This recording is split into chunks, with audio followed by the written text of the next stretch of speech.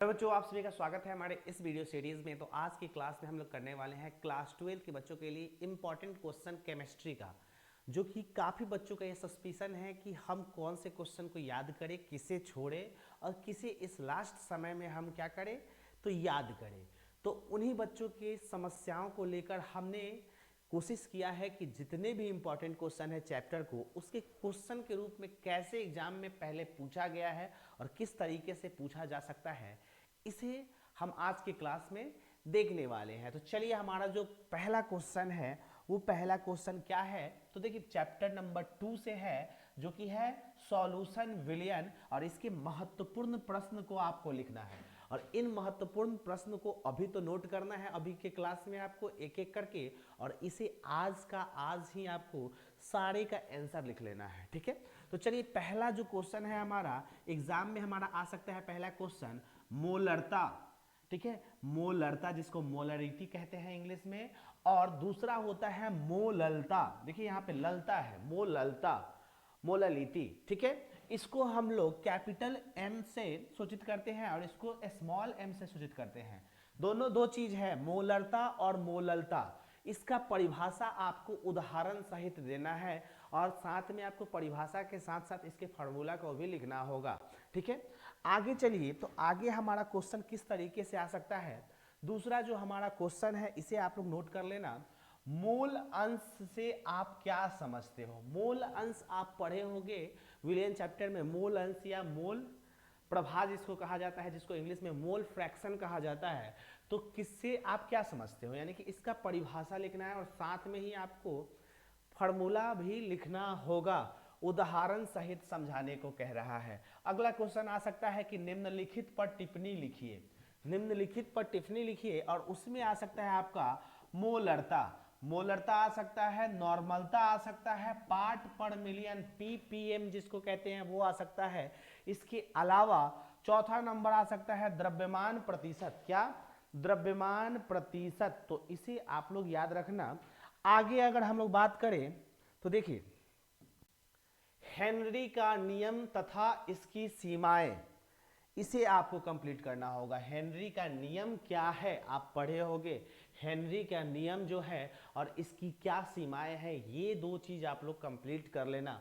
उसके बाद देखिए वाष्प दाब से आप क्या समझते हैं, वाष्प दाब से आप क्या समझते हैं, इसे याद कर लेना है। वाष्प दाब क्या होता है इसे भी आप लोग एक बार देख लेना।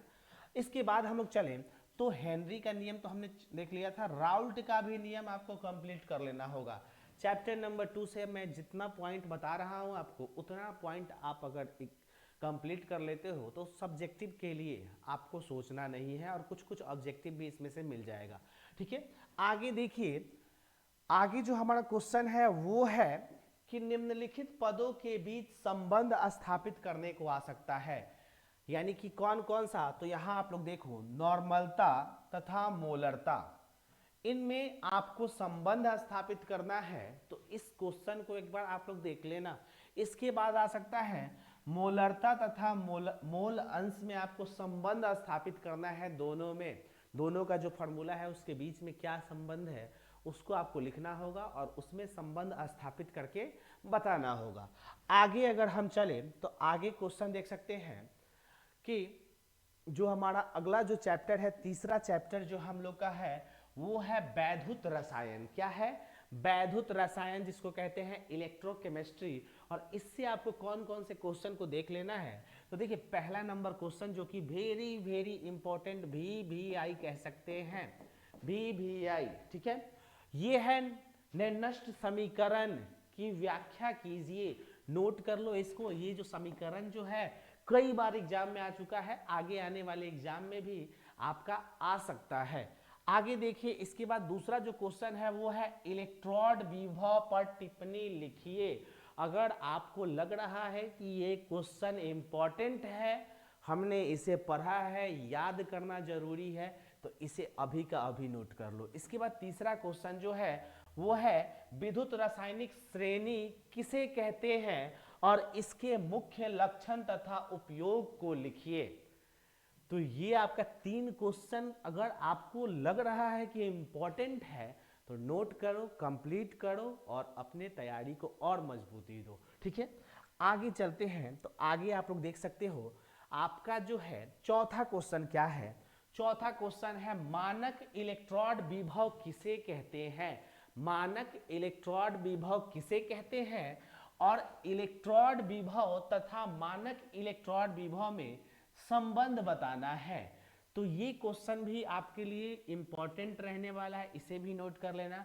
मैं एक चीज ही कहता हूं कि ये जितने भी क्वेश्चन हैं वो मैं इंपॉर्टेंट क्वेश्चन ही समझ के लिखा हूं, एग्जाम में आएगा आपका, और कई बार एग्जाम में इस क्वेश्चन को पूछा भी जा चुका है।